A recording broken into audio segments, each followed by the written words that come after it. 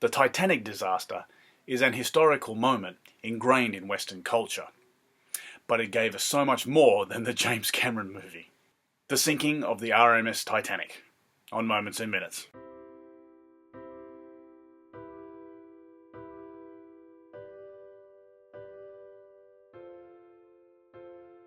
The RMS Titanic was the largest ship in the world at the time she began her service on the 2nd of April 1912. After several successful sea trials, she left Southampton for her maiden and only voyage on the 10th of April. She reached Cherbourg, France on the same day, and Queenstown Island the following day to pick up passengers and supplies.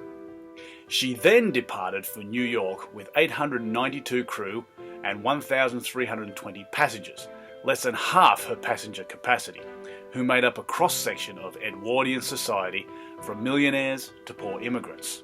During the Atlantic leg of the voyage, the Titanic was given 6 warnings of drifting ice, with the North Atlantic experiencing the worst ice conditions of any April in the previous half-century. However, an emphasis on timekeeping and sending messages for passengers over weather notices meant that these warnings were largely ignored.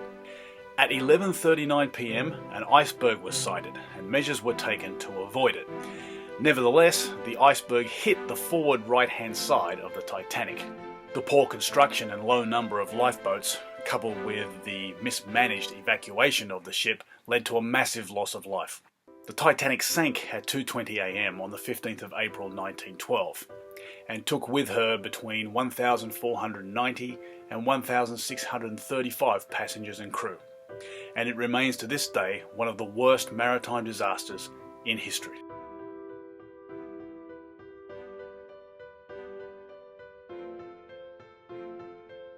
The Titanic disaster has left us with several important historical legacies. After the sinking of the Titanic, it became mandatory for ships to carry wireless telegraph machines, with radios eventually taking their place. Radios had to be manned at all times, and working long shifts with little radio contact became a dull exercise for many sailors and radio controllers. Now, these men worked out novel ways to get over the boredom, including playing songs to each other over the radio with musical instruments. This innovation was quickly seized upon by radio companies, inspiring them to turn the radio into the first truly global form of entertainment. Radio news and entertainment programs kept many families glued to their set pieces on weeknights and special occasions.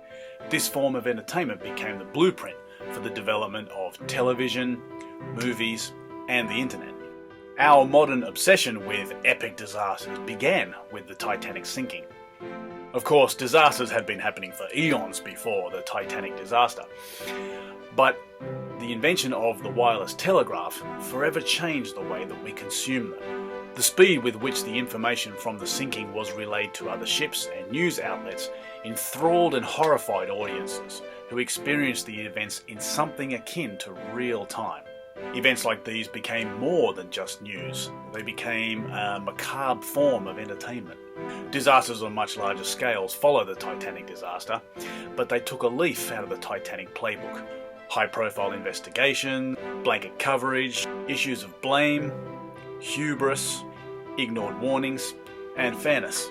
All of these themes have played out in 9/11, the BP oil spill in the Gulf of Mexico, Hurricane Katrina, and the recent terror attacks in Paris. Now, it would be hard to talk about the Titanic without mentioning its cultural significance. The Titanic has had a prominent role in popular culture ever since its 1912 sinking, and has remained an object of public fascination. Numerous books, plays, films, songs, poems, and artworks have been the product of this admiration.